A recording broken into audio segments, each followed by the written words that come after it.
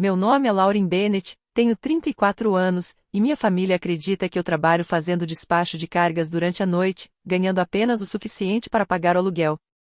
O que eles não sabem é que sou a proprietária do Grupo Crestlini Distribution, um império de logística avaliado em bilhões de dólares. Mantive isso em segredo porque, na minha família, cada conquista minha sempre acabava sendo usada para destacar meu irmão ou se tornava algo que meus pais diziam pertencer a todos. Na véspera de Natal, eles me convidaram para um jantar especial em homenagem ao novo cargo de CEO do meu irmão e ao salário anual de $324.000. Mas havia algo estranho no convite, eles queriam que eu chegasse mais cedo. Eu sabia que aquela noite não seria apenas uma comemoração. Vesti um casaco simples, levei minha bolsa de trabalho e fui dirigindo meu carro de 10 anos. Eu queria ver como eles tratariam a mulher que acreditavam estar passando dificuldades financeiras. Assim que entrei na casa, todos ficaram prestes a se surpreender, mas não pelo motivo que imaginavam. Antes de contar o que estava esperando por mim ao lado do meu prato, quero saber de onde você está assistindo e como está sendo sua noite. Minha mãe analisou meu casaco dos pés à cabeça, avisou para eu não constranger ninguém na frente dos convidados e, em seguida, escondeu uma pilha de currículos debaixo de uma toalha. Depois do jantar, vamos conversar sobre o seu futuro, disse ela. 10 minutos depois, todos os lugares à mesa estavam ocupados e a celebração começou como se eu tivesse sido convidada apenas para servir de comparação. Meu irmão mais velho, Brandon Bennett, estava sentado abaixo de uma faixa dourada escrita, "Parabéns, CEO". Ele usava um relógio novo e falava com orgulho sobre como a Meridian Medical Supply havia escolhido ele como diretor executivo, com um salário de $324.000 por ano. Minha mãe, Denise Bennett, repetia aquele valor várias vezes, como se fosse uma conquista da família inteira. Meu pai, Gregory Bennett, levantou a taça e declarou que finalmente tínhamos alguém com disciplina suficiente para levar o nome Bennett adiante. Brandon então contou que a empresa havia disponibilizado um veículo executivo para ele e que ele e sua esposa estavam pensando em comprar uma casa em Vaisata assim que recebesse o primeiro bônus. Antes da sobremesa, ele passou o celular pela mesa mostrando fotos do SUV da empresa e um anúncio da casa que queria comprar. Minha mãe elogiou a entrada luxuosa da propriedade, enquanto meu pai dizia que líderes de grandes empresas precisavam morar em lugares que transmitissem sucesso. Quando o telefone chegou até mim, Brandon sorriu e falou: "Não se preocupe, Lauren. Nós também vamos ajudar você a se tornar mais apresentável." Ao lado dele estava Alison Bennett, sua esposa, usando um elegante conjunto claro e recebendo elogios como se tivesse participado diretamente da promoção dele. Ela era diretora financeira da Meridian, e meus pais tratavam o casamento dos dois como uma prova de que Brandon havia acertado em todas as escolhas da vida. Um CEO e uma CFO juntos na mesma mesa, disse minha mãe. Isso é o verdadeiro significado de ambição. Depois, ela perguntou se meu antigo trabalho ainda me dava desconto em comida de máquina de venda automática. Minha tia Kelly Dawson quis saber quanto eu ganhava por hora. O marido dela, Todd, perguntou se trabalhar com despacho de cargas exigia alguma habilidade ou se era apenas atender ligações até um caminhão aparecer. Expliquei que o trabalho envolvia decisões rápidas, planejamento, conhecimento de rotas e muita responsabilidade. Todd riu e disse que eu estava apenas dando um nome sofisticado para usar um fone de ouvido. Kelly começou a perguntar quanto eu pagava de aluguel, se eu tinha seguro de saúde e se o proprietário do meu apartamento já havia consertado o aquecimento. Eles nem esperavam minhas respostas completas. Cada pergunta servia apenas para confirmar a imagem que já tinham criado sobre mim. Para eles, eu era a irmã que não tinha conseguido vencer. Eles não faziam ideia de que estavam sentados diante da pessoa que controlava um dos maiores negócios de logística do país. Eu disse apenas que estava me virando. Não dei detalhes, não expliquei minha rotina e não revelei nada sobre a empresa que construí. Meu pai, Gregory, imediatamente comparou minha vida com a de Brandon. Seu irmão entende que uma carreira é construída assumindo responsabilidades, disse ele. Você continua escolhendo trabalhos que permitem que você fique escondida. Eu poderia ter respondido que minhas decisões influenciavam operações de transporte em 22 estados, que hospitais dependiam da nossa rede de distribuição refrigerada e que mais de 14 mil funcionários recebiam seus salários graças à empresa que eu havia criado. Mas preferi ficar em silêncio. Em vez disso, perguntei a Brandon quais eram os próximos planos da Meridian. Ele abriu um sorriso de orgulho e anunciou que o grupo Crestline Distribution havia convidado a empresa dele para uma apresentação final no dia 26 de dezembro. Segundo ele, a Meridian estava prestes a fechar um contrato de distribuição de vários anos para fornecer equipamentos médicos a hospitais regionais, e Brandon afirmou que a Crestline havia procurado por ele porque sua reputação tinha impressionado o conselho. Eu sabia a verdadeira história. A Meridian havia solicitado aquela reunião 5 vezes. A Crestline só aceitou conversar porque alguns clientes hospitalares queriam uma segunda opção de fornecedor caso surgissem problemas de abastecimento. Brandon havia recebido uma oportunidade cuidadosamente limitada para provar que sua empresa era realmente confiável. Quando ele mencionou o nome da Crestline, percebi os dedos de Alison apertando o garfo com mais força. Ela elogiou os sistemas de controle de estoque da Meridian, dizendo que estavam entre os melhores do setor, mas sempre olhava para Brandon antes de responder qualquer pergunta sobre a avaliação que receberiam.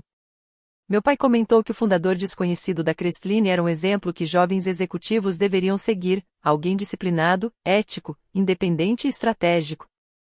Minha mãe concordou, dizendo que aquela pessoa nunca dava entrevistas porque pessoas realmente importantes não precisavam buscar atenção. Brandon assentiu e começou a explicar que provavelmente sua liderança havia chamado a atenção de alguém dentro da Crestline. Então Alison olhou para mim e perguntou: "Você entende o que um contrato desse tamanho poderia representar?" "Poderia mudar completamente a Meridian", respondi. "Mas apenas se os números forem verdadeiros." O olhar dela ficou mais sério. Antes que ela respondesse, Brandon interrompeu e começou a descrever a sede da Crestline, instalada em um antigo terminal ferroviário reformado em St. Paul. Como ele achava que eu trabalhava no setor de transporte, disse que eu poderia guiar todos desde o estacionamento até a recepção no dia da visita. Minha mãe decidiu que a família inteira deveria acompanhar aquele momento, porque, segundo ela, o sucesso de Brandon era uma vitória de todos. Eu aceitei. Não porque acreditava na história dele, mas porque queria ouvir exatamente o que ele pretendia apresentar dentro da minha própria sala de reuniões. Quando o jantar terminou e eu levei alguns pratos para a cozinha, ouvi minha mãe conversando com minha tia Kelly perto da despensa.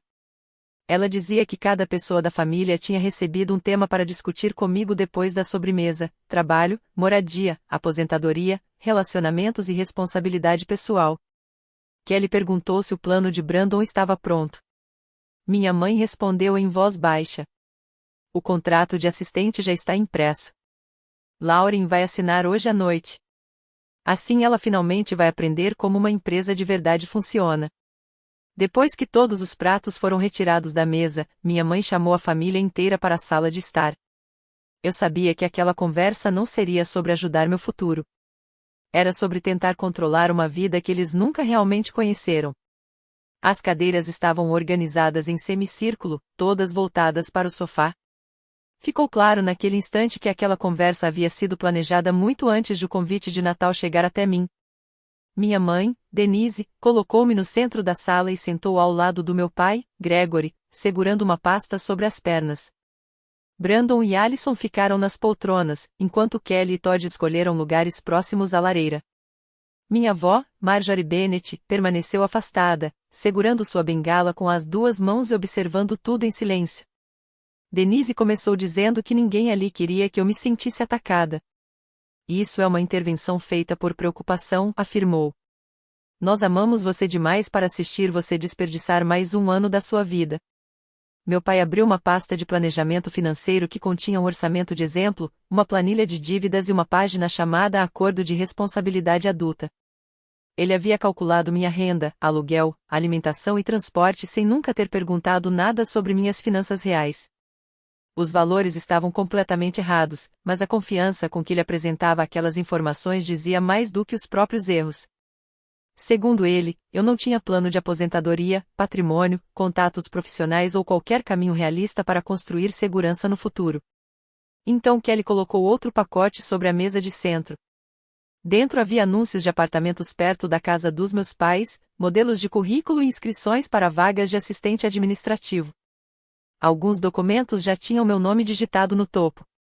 "Esses lugares são adequados para você", disse ela. "Você poderia parar de fingir que trabalhar com despacho de cargas é uma carreira." Todd entrou na conversa dizendo que eu deveria vender meu carro antes que ele se tornasse um problema financeiro. Ele se ofereceu para anunciar o veículo na internet e afirmou que talvez eu conseguisse dinheiro suficiente para comprar um passe de transporte público e guardar um pouco para emergências. Ninguém perguntou se o carro funcionava bem, se eu gostava do lugar onde morava ou se eu já tinha investimentos. Eles não estavam tentando entender minha situação. Eles já tinham decidido qual vida eu deveria seguir. Kelly então perguntou se eu estava saindo com alguém sério, sugerindo que minha suposta solidão era a razão pela qual eu não tinha rumo. Minha mãe acrescentou relacionamentos ao plano de acompanhamento e sugeriu que eu participasse de jantares familiares toda semana para que eles pudessem me orientar melhor. Eu permaneci em silêncio. Mas naquele momento, o contrato que eles chamavam de oportunidade parecia muito mais uma autorização para controlar cada parte da minha vida. Foi então que Brandon colocou uma pasta preta na minha frente. Dentro dela havia um contrato de trabalho da Meridia Medical Supply. Meu nome estava preenchido, assim como a data prevista de início e o salário oferecido. A proposta era que eu deixasse meu trabalho no setor de transporte e me tornasse assistente pessoal dele por $42.000 ao ano. As funções incluíam administrar a agenda dele, organizar viagens, marcar compromissos pessoais, cuidar de eventos familiares e realizar qualquer outra tarefa que o CEO considerasse necessária. Essa é a sua chance de mudar de vida, disse Brandon. Finalmente você vai entender como uma empresa séria funciona. Olhei para ele e perguntei: você sequer pensou no que eu quero? Meu pai respondeu antes que Brandon pudesse falar. Suas escolhas até agora não conquistaram a confiança desta família. Quando alguém oferece estrutura, o mínimo esperado é gratidão. Brandon explicou que precisava do contrato assinado antes da reunião com a Crestline, porque chegar ao encontro com uma nova assistente faria o escritório dele parecer mais profissional e organizado. Então perguntei: por que esse cargo inclui tarefas da família? Denise sorriu antes de responder. Famílias de sucesso apoiam umas às outras. Nesse momento, Alison pigarreou e colocou uma mão sobre a barriga.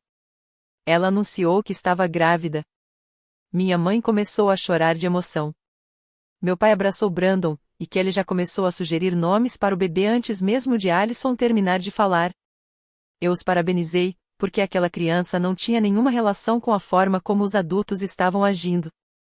Mas poucos minutos depois, minha mãe voltou novamente ao assunto do contrato.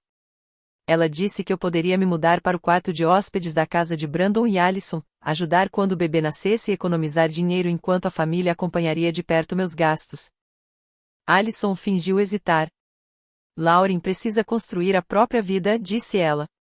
Mas a rotina dela não parece tão exigente, e ter alguém conhecido por perto seria útil.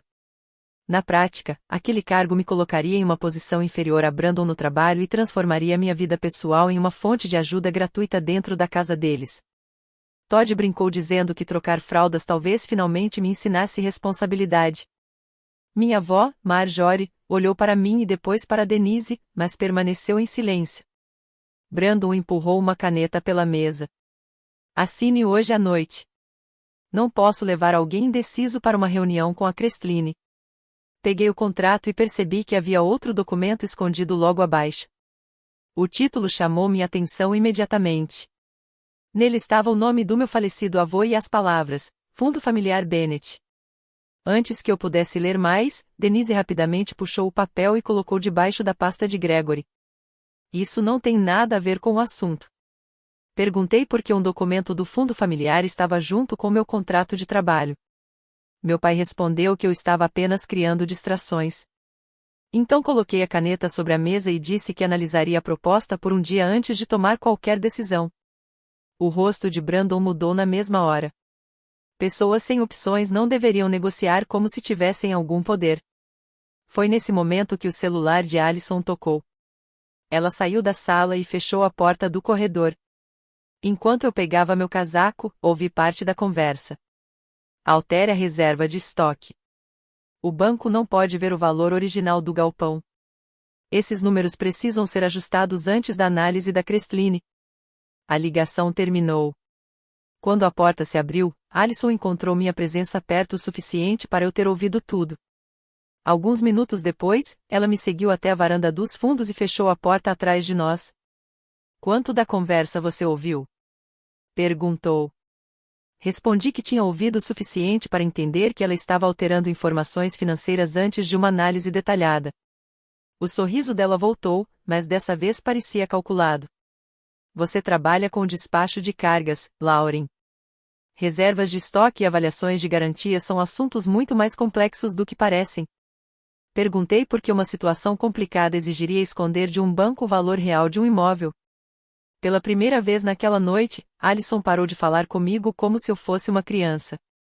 Ela explicou que empresas ajustavam estimativas o tempo todo e que pessoas sem experiência financeira muitas vezes interpretavam correções normais da maneira errada. Depois tentou fazer uma proposta. Disse que poderia me ajudar a conseguir uma vaga melhor na Meridian, desde que eu continuasse apoiando Brandon e não causasse problemas antes da reunião com a Crestline. Olhei para ela e perguntei: essa vaga melhor também incluiria trocar fraldas? A expressão dela ficou fria. Não crie problemas para seu irmão só porque sente vergonha da própria vida. Eu não ameacei Alison e também não revelei nada sobre quem eu realmente era. Apenas respondi: então os seus registros devem ser capazes de explicar tudo sozinhos. Ela voltou para dentro primeiro. Quando retornei à sala, encontrei Marjorie perto do corredor, já com o casaco fechado. Ela pediu que eu a ajudasse a encontrar uma caixa na garagem. Denise mal levantou os olhos, imaginando que minha avó apenas precisava de alguém para carregar algo pesado. Na garagem, Marjorie abriu a bolsa e colocou uma pequena chave de metal na minha mão. Era a chave de um cofre em um banco no centro de St. Paul. Seu avô deixou algo para você, disse ela. Perguntei por que ela havia esperado tanto tempo para me entregar aquilo. Ela respondeu que passou anos esperando que meus pais reconhecessem os próprios erros sem que fosse necessário envolver a família em uma disputa judicial. Meu avô havia deixado para mim uma participação minoritária em uma propriedade comercial localizada ao lado do antigo terminal ferroviário de St. Paul. Na época, aquela área era praticamente abandonada, com antigos galpões de armazenamento e o asfalto cheio de rachaduras. Mas, com o crescimento das empresas de logística naquela região, o valor daquele terreno aumentou drasticamente. Marjorie me contou que, algum tempo depois, Denise e Gregory disseram que eu havia assinado um documento abrindo mão da minha participação e transferindo tudo para uma empresa familiar dos Bennett. Ela tinha visto aquela assinatura e nunca acreditou que fosse realmente minha. Perguntei o que a empresa familiar havia feito com o terreno. Segundo ela, o imóvel foi usado como garantia para um empréstimo de expansão da Meridian, ajudando a financiar o crescimento da divisão de Brandon e fortalecendo o caminho dele até o cargo de CEO. Seu pai disse que você havia concordado porque Brandon tinha um futuro promissor e você não tinha, revelou Marjorie. Meus pais transformaram a opinião que tinham sobre mim em uma decisão financeira. Eles pegaram algo que pertencia a mim e usaram para impulsionar o filho que consideravam mais digno de sucesso. Marjorie explicou que dentro da caixa havia documentos do fundo, registros antigos e cartas trocadas entre o advogado do meu avô e a família antes da morte dele. Ela pediu desculpas por ter ficado em silêncio durante tantos anos. Eu disse que só tiraria conclusões depois de analisar todos os documentos. Não contei a ela que a Crestline já possuía grande parte das propriedades ao redor do antigo terminal ferroviário e que aquele terreno em disputa fazia parte de um projeto de revitalização que nosso conselho havia adiado justamente por causa de problemas na documentação de propriedade. Quando saí da casa, ouvi Denise gritar que a proposta para ser assistente expiraria no dia seguinte. Brandon ainda me lembrou de encontrá-los na Crestline no dia 26 de dezembro. Dirigi até o pequeno apartamento que eu mantinha para momentos de privacidade e abri meu notebook seguro. Havia uma nova mensagem esperando no sistema interno de denúncias da Crestline. Era de Megan Fletcher, gerente de auditoria interna da Meridian. Ela relatava irregularidades graves, valores inflados de ativos dos depósitos, pagamentos duplicados a fornecedores, produtos registrados em locais onde nunca existiram e pressão direta de Alison para alterar relatórios financeiros. Megan havia guardado provas importantes, incluindo e-mails, documentos internos da diretoria e históricos de alterações nos arquivos. A mensagem também revelava algo ainda mais preocupante. Brandon já havia recebido um alerta sobre os problemas e teria pedido que ela adiasse a investigação até depois da nomeação dele como CEO. Liguei para Raquel Sloan, diretora de operações da Crestline, e expliquei tudo, a conversa daquela noite e as evidências enviadas por Megan. Raquel perguntou se eu queria cancelar imediatamente a apresentação da Meridian. Não, respondi. Quero que eles façam todas as declarações oficialmente e que tudo fique registrado. Ela concordou. A partir daquele momento, a Crestline iniciaria uma análise independente, preservaria todos os arquivos enviados pela Meridian e permitiria que advogados externos, membros do conselho e representantes do banco financiador acompanhassem o processo remotamente. Na manhã de Natal, usei a chave que Marjorie havia me dado para abrir o cofre. Dentro dele estavam o documento original do fundo familiar, uma cópia do suposto termo de renúncia e cartas trocadas entre Gregory e um advogado da família. O documento dizia que eu havia assinado a transferência em uma data em que eu estava cursando faculdade no Oregon. Meus registros acadêmicos, documentos do alojamento universitário e horários de trabalho no campus poderiam provar que eu estava a mais de 2.400 quilômetros de distância naquele dia. Fotografei cada página, coloquei os documentos originais de volta no envelope, naquela mesma manhã, enviei cópias criptografadas para Raquel e para os advogados externos da Crestline. Pela primeira vez, eu tinha todas as peças necessárias para descobrir a verdade. Uma das cartas alertava que aquela assinatura talvez não resistisse a uma análise especializada. Outra, escrita pelo próprio Gregory, dizia que a transferência deveria permanecer sem questionamentos porque a Meridian precisava daquela garantia financeira. Mas a última frase era a mais reveladora. Ela estava marcada 2 vezes. A instituição financeira que apoiava a Meridian jamais poderia descobrir que Lauren Bennett ainda possuía direitos legais sobre aquela propriedade. Na manhã do dia 26 de dezembro, as estradas já estavam livres. Vesti um terno azul marinho, prendi o cabelo e coloquei por cima o mesmo casaco antigo que minha família acreditava representar minha vida simples. Então saí. A sede da Crestline em St. Paul funcionava em um antigo terminal ferroviário totalmente reformado. O prédio tinha uma recepção aberta ao público, uma central de controle de cargas, áreas operacionais e um andar executivo construído acima das antigas plataformas. Nada ali era escondido.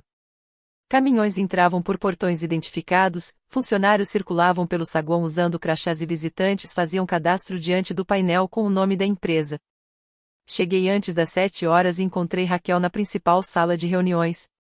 Ela explicou que os diretores independentes da Crestline, os advogados externos e um representante do banco financiador da Meridian participariam por videoconferência segura. Megan também havia aceitado participar de um local protegido. A equipe de análise já tinha comparado os documentos apresentados pela Meridian com versões anteriores e preservado cada alteração feita nos arquivos. Dei apenas uma instrução. Ninguém revelaria as inconsistências até que Brandon e Alison terminassem de apresentar suas afirmações. Eles teriam a oportunidade de explicar tudo sobre os estoques, garantias financeiras e sistemas de controle da Meridian sem interrupções. Cada resposta seria registrada. Às 8h30, a família Bennett entrou junta no saguão.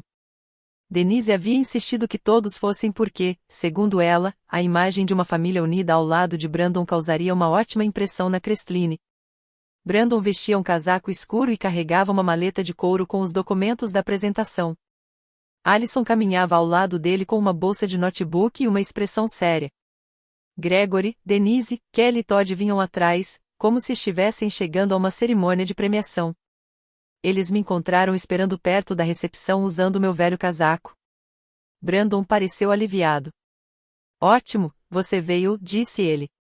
Então me entregou a maleta. Leve isso para cima e fique por perto caso eu precise de alguma coisa. Peguei a pasta porque queria que aquele momento fosse registrado exatamente como aconteceu. Alison se aproximou e falou em voz baixa.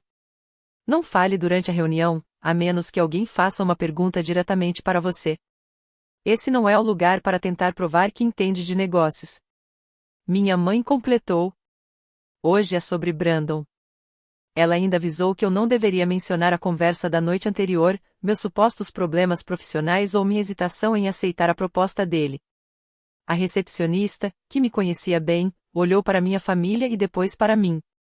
O andar executivo já está esperando por você, Sra. Bennett? Respondi calmamente. Eu vou me juntar a eles em breve. Brandon interpretou aquilo como uma formalidade comum e comentou que a Crestline treinava até os funcionários da recepção para manter um nível elevado de profissionalismo. Seguimos pelo corredor da central de controle de cargas, onde grandes telas mostravam o acompanhamento de transportes refrigerados por toda a região. Todd sussurrou que aquela operação parecia muito mais complexa do que o lugar onde ele imaginava que eu trabalhava. Eu não respondi. No elevador, Brandon ensaiava sua apresentação inicial enquanto Denise ajustava a posição da gravata dele. Gregory lembrou Allison de destacar a garantia financeira da empresa, e ela respondeu rapidamente que a documentação estava totalmente regular. Kelly então perguntou se funcionários como eu tinham permissão para subir até o andar executivo. Brandon sorriu e respondeu: A Crestline está abrindo uma exceção porque ela faz parte da minha equipe de apoio hoje. Quando chegamos ao andar da diretoria, Raquel recebeu o grupo da Meridian e indicou os lugares onde cada um deveria sentar. Eu permaneci próximo à parede lateral enquanto Brandon ocupava o lugar principal da apresentação. Ele começou se apresentando como o novo CEO da Meridian Medical Supply e descreveu a empresa como financeiramente sólida, organizada e preparada para uma parceria de longo prazo. O que ele não sabia era que, naquele momento, cada palavra estava sendo analisada por pessoas que já conheciam a verdade. Brandon continuou sua apresentação afirmando que os níveis atuais de estoque da Meridian seriam suficientes para atender toda a rede hospitalar da Crestline sem qualquer interrupção. Ele garantiu que as garantias financeiras da empresa nunca haviam sido questionadas, que as avaliações dos depósitos eram conservadoras e que os controles internos tinham passado por verificações independentes. Allison confirmou que todos os números apresentados estavam completos e corretos. Segundo ela, as alterações recentes eram apenas ajustes contábeis comuns e não representavam mudanças nos fundamentos da empresa. Raquel então perguntou se algum banco, auditor ou funcionário interno havia levantado preocupações ainda não resolvidas sobre os estoques ou pagamentos aos fornecedores. Allison respondeu que não. Brandon acrescentou que havia corrigido pessoalmente problemas administrativos herdados da antiga gestão. Disse que sua promoção ao cargo de CEO era uma prova de que o conselho da Meridian confiava em sua capacidade de liderança. Foi quando Gregory pediu permissão para falar como representante da empresa familiar Bennett. Ele descreveu o terreno em St. Paul, usado como parte da expansão da Meridian, como uma propriedade transferida corretamente, totalmente sob controle da empresa e sem qualquer disputa de direitos. Denise falou para as pessoas que acompanhavam a reunião pela tela e afirmou que Brandon sempre havia sido honesto, determinado e responsável. Kelly disse que a família tinha acompanhado cada conquista dele ao longo dos anos.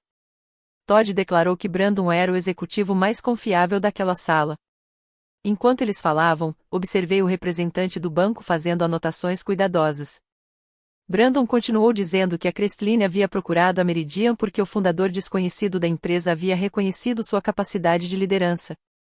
Com confiança, afirmou que, sob seu comando, a Meridian se tornaria a parceira de fornecimento médico mais confiável da Crestline. Quando a apresentação terminou, Raquel permaneceu em silêncio por alguns segundos e então perguntou: A Meridian e seus representantes concluíram todas as declarações importantes relacionadas a estoque, controles internos, garantias financeiras e conhecimento da diretoria?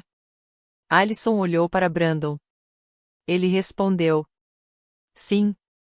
Todas as informações relevantes foram apresentadas. Raquel então virou-se para mim. Senhora Bennett, poderia ocupar seu lugar na cabeceira da mesa? Atravessei a sala segurando a maleta de apresentação de Brandon e a coloquei ao lado da cadeira. Ele imediatamente se colocou na minha frente e soltou uma risada desconfortável. Lauren, ela está falando com alguém da Crestline. Volte para o seu lugar. Ninguém da segurança se moveu perto da porta. Eles não precisavam. Todos naquele prédio sabiam exatamente quem eu era. Raquel tocou no painel de controle. A tela principal mudou e exibiu: Crestline Distribution Group, escritório da fundadora. Logo abaixo apareceu meu nome e meu cargo. Lauren Bennett, fundadora e acionista majoritária. Raquel voltou-se para a equipe da Meridian. Para registro oficial, apresento Lauren Bennett, fundadora e controladora da Crestline Distribution Group. Brandon continuou parado, com uma das mãos estendida em direção à cadeira que pertencia a mim. Ninguém disse uma palavra. O silêncio só terminou quando me sentei e coloquei o contrato de assistente que ele queria que eu assinasse ao lado da apresentação da Meridian. A mão dele caiu lentamente. Minha mãe olhava para a tela e depois para o meu casaco antigo, como se estivesse tentando descobrir qual dos dois não poderia ser real. Meu pai tirou os óculos e limpou as lentes, mesmo estando perfeitamente limpas. Kelly sussurrou meu nome em choque. Todd olhou em direção à porta. E Allison permaneceu completamente imóvel. Abriu o contrato exatamente na página onde apareciam o salário e as responsabilidades do cargo. Há 40 horas, comecei, esta família tentou contratar a fundadora da Crestline para ser assistente executiva de Brandon por $42.000 por ano. Foi nesse momento que Denise finalmente encontrou sua voz. Ela disse que aquela intervenção havia sido feita por amor e que eles só poderiam agir com base nas informações que eu havia deixado que eles conhecessem. Então fiz apenas uma pergunta. Se eu realmente fosse apenas uma despachante de cargas passando dificuldades, tudo isso teria sido aceitável? Ninguém respondeu. Brandon então disse que eu havia enganado todos eles durante anos. Eu expliquei que apenas mantive minha vida privada em segredo. O restante da história foi criado por eles sem que ninguém tivesse se dado ao trabalho de perguntar a verdade. Eles decidiram que eu era irresponsável, que não tinha segurança financeira, que estava sozinha e que não seria capaz de construir nada. Com base nessa imagem inventada, prepararam contratos, regras de moradia, controle de gastos e até um plano para que eu cuidasse do filho deles sem receber nada. Vocês não precisavam dos meus extratos bancários para me tratar com o mínimo de respeito, respondi. Allison tentou interromper, dizendo que os problemas familiares não tinham relação com a proposta da Meridian. Então vamos falar sobre a Meridian, respondi. Raquel mudou a apresentação na tela e mostrou uma comparação entre os arquivos financeiros enviados pela empresa nas últimas 6 semanas. Logo depois, Mega apareceu por uma conexão segura e se identificou como gerente de auditoria interna da Meridian. Ela explicou que vários registros de estoque indicavam produtos que simplesmente não existiam nos depósitos informados. Alguns números de série apareciam registrados em 2 locais diferentes ao mesmo tempo. Contratos com fornecedores haviam sido alterados depois das aprovações iniciais, e pagamentos duplicados tinham sido direcionados para North River Advisory, uma empresa de consultoria pertencente a um primo de Allison. Allison tentou desacreditar Megan, dizendo que ela era apenas uma funcionária ressentida que não entendia ajustes administrativos feitos pela diretoria. Mas Raquel apresentou os e-mails originais, registros de aprovação e históricos de alteração dos documentos. Um dos e-mails mostrava Allison orientando a equipe financeira a manter os valores elevados de estoque até que a Crestline assinasse o acordo. Outro pedido instruía um controlador a registrar pagamentos de consultoria como suporte emergencial de aquisição. Então Mega apresentou a mensagem de alerta que havia enviado para Brandon. O relatório detalhava estoques sem comprovação, pagamentos envolvendo pessoas relacionadas à empresa e o risco de que parte das garantias financeiras da Meridian incluísse propriedades que a empresa talvez nem tivesse direito legal de usar. Brandon admitiu que tinha visto aquele aviso, mas afirmou que Allison havia garantido que eram apenas questões técnicas. Então surgiu outra informação na tela. Era um documento da diretoria da Meridian. O histórico da reunião mostrava que Brandon havia solicitado a retirada do relatório de Megan de uma reunião apenas 2 dias antes de sua nomeação como CEO. A justificativa escrita por ele dizia que a discussão poderia causar instabilidade desnecessária durante o processo de transição da liderança. Olhei para Brandon e disse: talvez você não tenha criado todo esse esquema, mas escolheu impedir que fosse investigado porque a investigação ameaçava o cargo que você queria. Pela primeira vez, Brandon olhou para Allison e perguntou por que ela havia dito que o relatório era apenas uma questão administrativa. Ela respondeu que ele queria aquela promoção e que havia tomado suas próprias decisões. Gregory então se levantou e afirmou que a acusação sobre a propriedade não tinha fundamento. Foi quando retirei o documento original do fundo familiar de um envelope lacrado de evidências e coloquei diante dos advogados externos. A tela seguinte mostrou o suposto documento de renúncia, a data do reconhecimento em cartório, meus registros universitários do Oregon e as correspondências entre Gregory e o advogado da família. A verdade que eles tentaram esconder por anos finalmente estava diante de todos. O representante do banco perguntou diretamente se Gregory realmente havia escrito que a Meridian nunca poderia descobrir que eu ainda possuía direitos legais sobre a propriedade. Gregory tentou se defender dizendo que aquela frase havia sido retirada de contexto. Mas Marjorie, que participava da reunião remotamente com o apoio de seu advogado, confirmou que meu avô havia deixado aquela participação destinada a mim e que ela nunca acreditou que eu tivesse aberto mão dela. Denise começou a chorar. Ela disse que eles acreditavam que Brandon precisava mais daquele patrimônio porque tinha ambição, uma família e um futuro dentro do mundo corporativo. Lauren, você estava sem direção, disse ela. Nós achamos que aquela propriedade seria desperdiçada. Olhei para ela e fiz uma pergunta simples. Tirar algo de um filho se torna planejamento responsável apenas porque os pais acreditam que o outro merece mais? Ela respondeu que a intenção deles sempre havia sido proteger a família. O representante do banco informou que as equipes jurídicas e de investigação contra a fraude iniciariam imediatamente uma análise completa dos documentos usados como garantia. Os advogados externos da Crestline orientaram a equipe da Meridian a preservar computadores, mensagens, arquivos e todos os registros relacionados ao caso. Então Raquel anunciou oficialmente que a Crestline estava rejeitando a parceria proposta. Em uma das telas da reunião, os diretores independentes da Meridian convocaram uma sessão extraordinária. Pouco depois, decidiram afastar Brandon temporariamente enquanto a investigação estivesse em andamento e removeram o acesso de Allison aos sistemas financeiros da empresa. Allison protestou, dizendo que o conselho estava exagerando e que Mega havia manipulado informações incompletas. Os diretores, porém, determinaram que a equipe de tecnologia da Meridian preservasse todas as versões dos documentos existentes. Brandon então virou-se para Allison e a acusou de tê-lo usado. Ela respondeu que ele havia assinado todas as certificações executivas e que também tinha escolhido ignorar os alertas recebidos. Então Brandon olhou para meus pais. Disse que passou a vida inteira ouvindo deles que a família sempre encontraria uma maneira de protegê-lo das consequências, desde que ele continuasse parecendo bem-sucedido.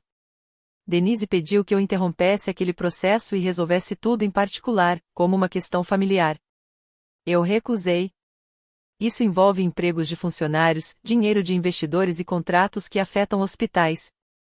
Deixou de ser um assunto privado no momento em que informações falsas foram usadas fora desta casa. Gregory perguntou se a Crestline salvaria a Meridian por causa de Brandon.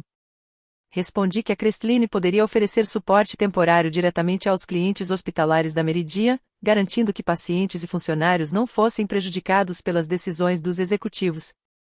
Mas a Crestline não iria salvar os proprietários, diretores ou investidores familiares da empresa.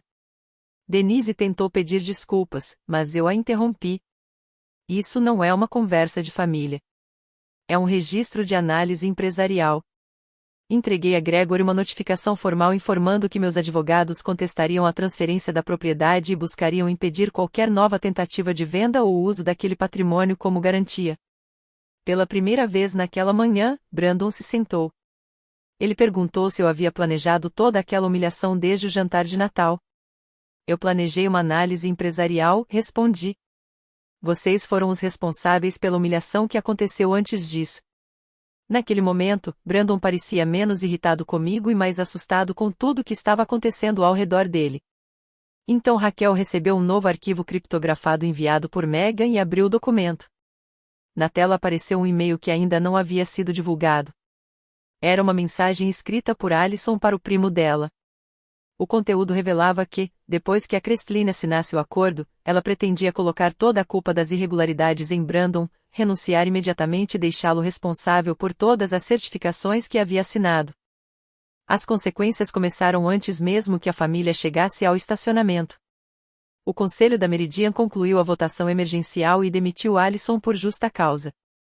A empresa bloqueou seus acessos, contratou investigadores independentes, notificou seguradoras e instituições financeiras e iniciou uma ação civil para recuperar pagamentos feitos de forma irregular. Naquele dia, a imagem de sucesso que eles haviam construído começou a desmoronar diante de todos. Os investigadores começaram a analisar se documentos alterados ou informações falsas sobre garantias financeiras haviam sido enviados para instituições bancárias. Ninguém naquela sala poderia afirmar qual seria a decisão das autoridades criminais, e eu não tentei transformar uma reunião empresarial em um tribunal. Brandon permaneceu afastado de suas funções até que o conselho concluísse a investigação. 3 semanas depois, a Meridian decidiu removê-lo oficialmente do cargo de CEO. A conclusão foi que ele havia ignorado alertas internos, apresentado informações incorretas durante o processo de avaliação e falhado em supervisionar adequadamente a diretora financeira. De acordo com o contrato de trabalho, a empresa cancelou seu pacote de benefícios, bônus de desempenho e o veículo corporativo que ele utilizava. Pouco tempo depois, Brandon e Allison se separaram. O filho que eles esperavam nunca fez parte das minhas decisões. A gravidez não justificava as escolhas deles e também não deveria ser usada como argumento para proteger erros dos adultos. A Meridian continuou funcionando sob uma administração temporária, enquanto a Crestline firmou acordos diretos com hospitais para garantir que nenhum paciente sofresse com interrupções no fornecimento. Os funcionários que sempre fizeram seu trabalho corretamente continuaram atendendo os clientes.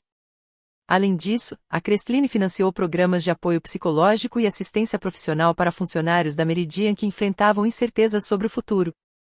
Megan recebeu proteção jurídica através do programa de denúncias internas da Meridian e, posteriormente, foi promovida ao cargo de diretora de controles internos.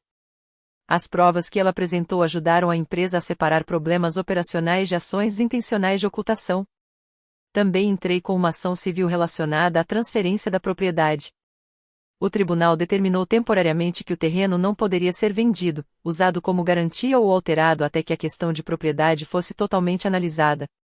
Um especialista em documentos concluiu que a assinatura no suposto termo de renúncia não pertencia a mim. Diante dos documentos do fundo familiar, registros de viagem, cartas entre advogados e da análise da assinatura, Denise e Gregory decidiram devolver oficialmente a propriedade, pagar meus custos jurídicos e abrir mão de qualquer reivindicação para evitar que o processo continuasse. O banco e os contatos profissionais deles acabaram sabendo da disputa envolvendo a garantia por meio das notificações legais e das revisões exigidas pelos financiadores. Eu não divulguei documentos particulares nem criei uma campanha pública de vingança na internet. Apenas deixei que os procedimentos legais seguissem seu caminho. Kelly me enviou uma mensagem de desculpas, mas terminou perguntando se eu poderia ajudá-la a renegociar o financiamento da casa dela. Todd escreveu dizendo que famílias não deveriam guardar ressentimentos e perguntou se a Crestline teria algum cargo de gestão disponível para ele.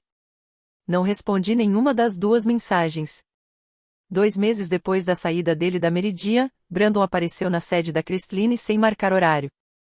A segurança entrou em contato comigo, e eu aceitei encontrá-lo em uma sala de reuniões próxima à entrada principal.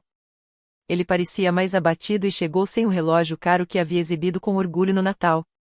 Disse que a família finalmente estava pronta para reconhecer tudo o que eu havia conquistado. Mas, logo depois, veio o verdadeiro motivo da visita. Ele pediu que eu investisse na Meridian, protegesse as ações que ainda restavam em seu nome e ajudasse a manter a casa em Wayzata que ele havia comprado antes da investigação. Olhei para ele e respondi: vocês não sentem falta de mim. Sentem falta da versão de mim que vocês conseguiam controlar. Descobrir que eu tinha dinheiro não apagava a forma como escolheram me tratar quando acreditavam que eu não tinha nada. Você não está pedindo que eu recupere sua família, disse a ele. Está pedindo que eu recupere o estilo de vida que você perdeu, não a sua consciência. Brandon argumentou que eu havia colocado a família à prova ao esconder minha verdadeira identidade.